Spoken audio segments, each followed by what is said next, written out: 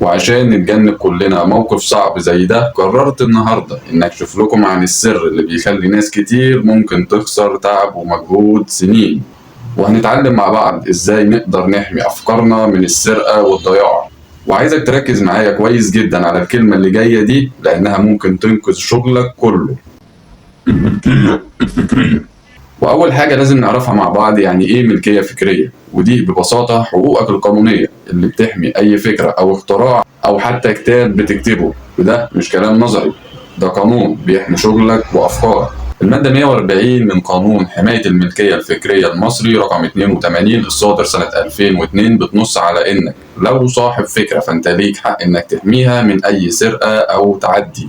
بس استنى، في حاجات كتير ممكن يضيع فيها مجهودك، ومن هنا تبدأ الكوابيس، وده مثلا زي سرقة الأفكار.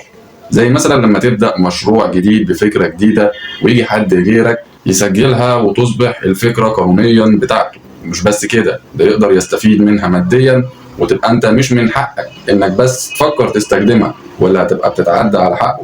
وده طبعا عشان يبين أهمية تسجيل فكرتك وإن قد إيه ده شيء مهم، وكمان عشان يكون ليك حماية قانونية على شغلك. وده لأنه بمجرد ما أنت بتسجل الفكرة بتاعتك أو فكرة مشروعك، فهنا لو في أي شخص استخدم الفكرة دي فده في القانون بيكون اسمه تزوير، وده معاقب عليه قانونا بنص المادة 113 من قانون العقوبات، واللي بتوصل العقوبة للحبس مع الغرامة.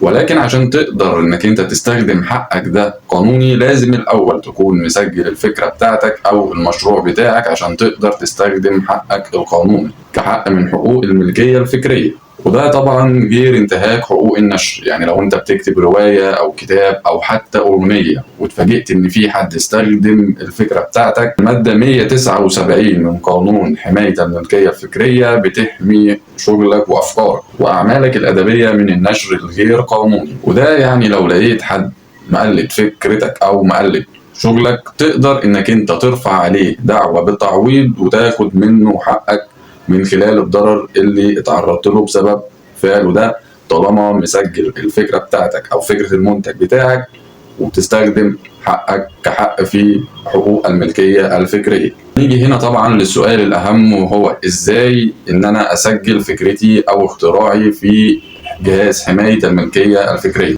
بالنسبة لخطوات التسجيل دي، بتبدأ في مكاتب حماية حقوق الملكية الفكرية، ودي بتكون في وزارة التجارة والصناعة.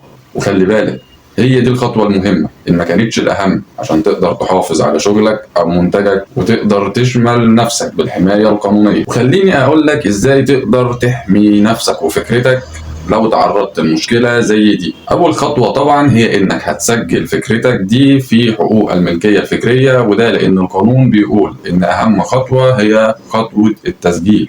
أما لو كان اختراع فهتروح على مكتب براءة الاختراع وهتسجل الاختراع بتاعك، ولو كان عمل أدبي أو فني فأنت هنا هتسجل في حقوق النشر. وخليك فاكر، القانون مش هيقدر يحميك طول ما أنت مش مسجل شغلك. تاني خطوة هي التعاقدات القانونية، ودي نقطة لازم نخلي بالنا منها كويس جدا. ونصيحتي ليكم، قبل ما تتعامل مع أي شخص أو جهة ويكون ما بينكم عقد، اتأكد الأول إن كل بنود العقد ده في صالحك بيحمي حقوقك. وطبقا لنص المادة 147 اللي بتنص على إن أي عقد بيتم إبرامه لازم يشمل على بند بيحمي حقوق الملكية الفكرية، وده لأن القانون بيحميك لو تعرضت لأي نزاع.